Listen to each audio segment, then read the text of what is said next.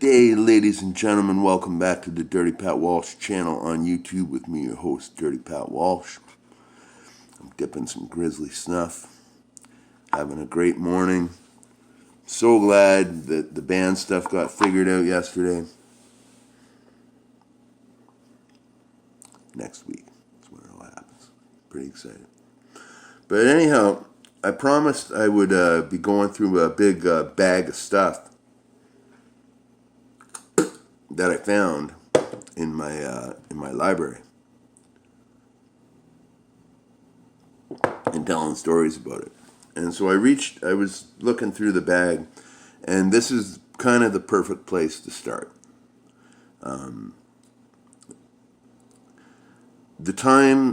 Most of the time I'm going to be talking about concerning the items in this bag are the years in which I lived at an artist collective place we called it Noplace, because there's a venue in town called Showplace that at the time was very inaccessible to local artists. So it was a big deal about, like, the thing about the arts community in Peterborough is Peterborough has a huge arts community that's all underground. And there is, like, more, most towns have a local theater and stuff like that. And we have, like, community theater stuff. But most of the real art that's made is underground. And it's just, like, independent productions, like the ones that the dance pieces I do with my friend Wes, things like that. Hold on just a sec. Anyhow, so I lived in this, when Showplace opened, I think they opened on October 1st or something. The same date that they opened, this artist collective was open, called Noplace. And it was like a long hallway that had bedrooms off the sides, or just rooms. Like one of the rooms was filled with, like, all the walls were mirrors, so we had a dance studio up there that we rented out, or, it was like a pay what you can rent, right? If you didn't have any money, that was fine.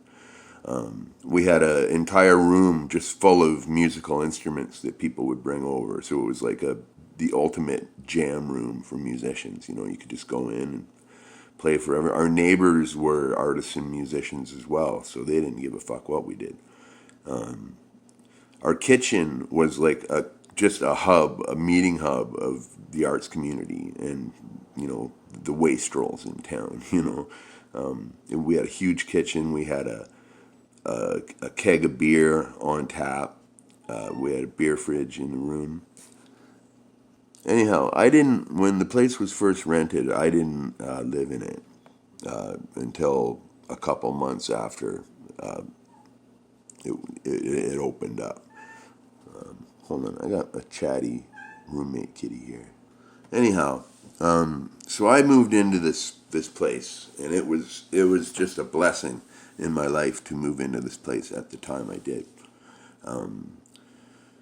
The time that I lived there for about 3 years, I guess, and until it ended, and those were like the years of my life that I'll always remember as the fondest years of my life, or whatever, in my youth.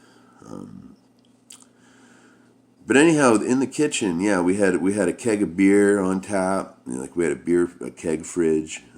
We had a couch, places to sit. There was always, like, any hour of the day, there was someone in our kitchen. Our front door, we had duct tape open, so it never locked. And yeah, it was just an open door policy to the place. We knew everyone who came over was cool. There was a couple times when uncool people came over, but they were quickly removed. And it was a very special place that I lived, Noplace. And so we had a rack in the kitchen of poetry chapbooks of people in town. Anyhow, we had a bunch of old chapbooks, poetry chapbooks of, like, people, the generation before us, just for historical, artistic reasons. Now, to kind of set the neighborhood, what the neighborhood is like is right downtown. but not on the main street. It's on the street that runs parallel to the main street that isn't used as much. It's called Water Street. And Noplace was on a third floor apartment. It ran all the way, it ran down a block. Like it was, we had a block of apartments. And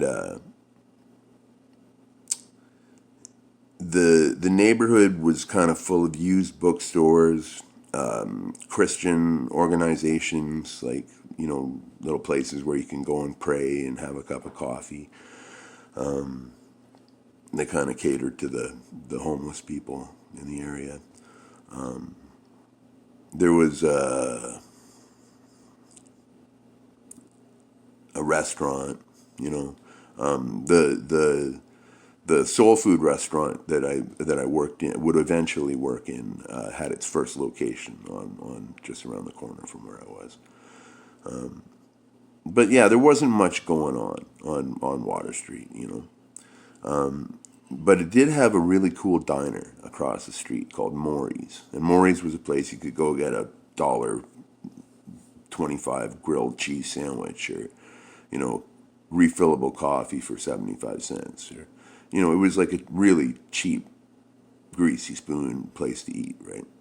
We frequented it quite a lot. And anyhow, so I was sitting in Noplace one day, and I was sitting in the kitchen drinking a beer and perusing through the rack of poetry books that were in there. None of them really, like I really enjoy poetry a lot, and none of them really, I didn't really like any of them. To be honest, I thought they were all pretty lousy, except for one, and it was written by a fellow named Michael Dennis. And it was the title of the book that really struck me. It's called No Saviour and No Special Grace by Michael Dennis. That's a picture of him back there. And this book was written in, oh good golly, does it give a date? It doesn't give a date.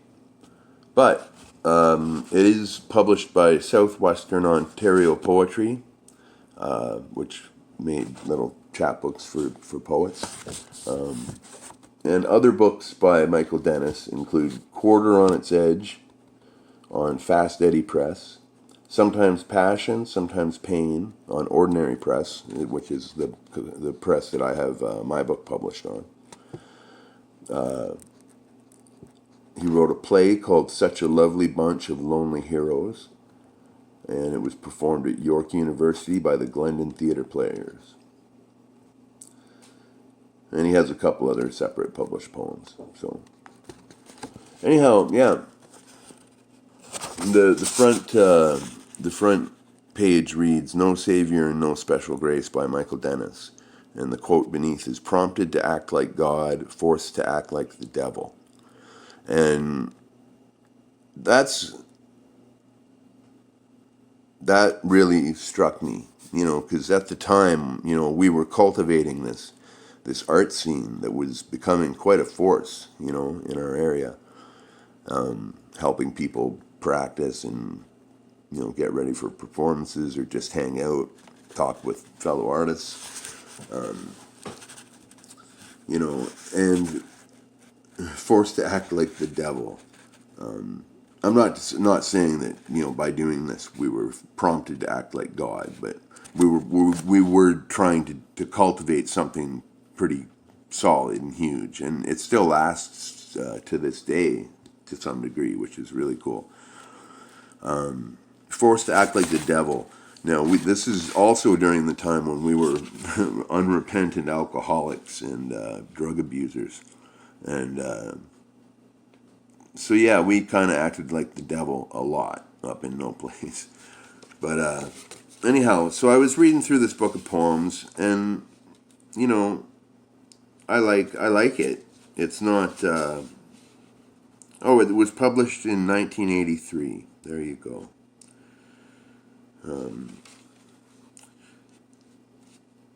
Now I kind of like liked it because it was it's kind of Bukowski-ish, like, or Alperty-ish. It's very gritty, street level poems.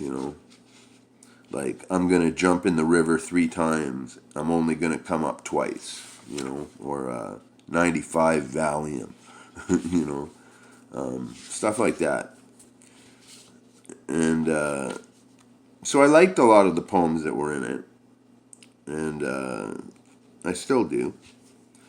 But the one thing that really hit me was the final poem in the book. Because I was sitting in the room that overlooked Maury's cafe. All right, I was sitting in that room.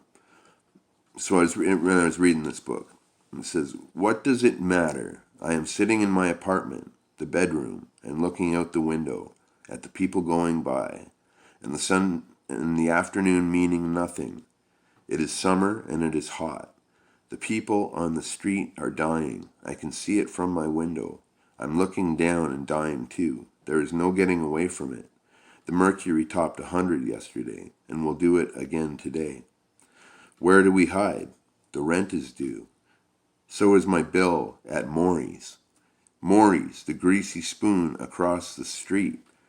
They know me there. I go in and have a cheeseburger, mustard, tomato, lettuce, a can or two of Coke, and then I go out the door."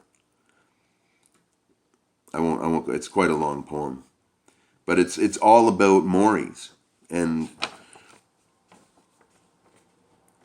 from yeah. So one of the other lines is, "But back to the afternoon, I can see people walking into Maury's and coming out the same." So what that says to me is that poem was it hit me first that the poem was written in that apartment. And then I realized as I read the poem that it was very likely that the poem was written in the room that I was sitting in. So I guess I was sitting in this guy's old bedroom, and reading his poem. So that really hit me in a hard way, about being focused on the arts and focused on what we were doing, trying to cultivate a new foundation for the art scene. We had recently lost the Union Theater, which was what we had before, but we needed something else. So, and we provided it in that context. We provided a space for anyone to come hang out in, and it was safe. And we never had any more than a couple problems, and they were pretty off the wall problems. So, like I said, we partied a lot up there. Yeah. So yeah, I just wanted to kind of start going through this bag with that little bit, I think, because that's kind of this was shortly after I moved in to Noplace, and shortly before a whole bunch of stuff happened in my life that I'm gonna go through when I go through this bag. So yeah, there's the prelude to it all. So thanks for watching. Thanks for I got a new subscriber the other day, and I got a notification for it, but I'm sorry. I'm gonna do a shout out list this week. I will shout out your name in the shout out list. I have a mind like a sieve, except when it comes to old tales of my wasted young adulthood. So, all right. Be well, everybody. I hope you all have a great day. And yeah, that's about it. Take care now.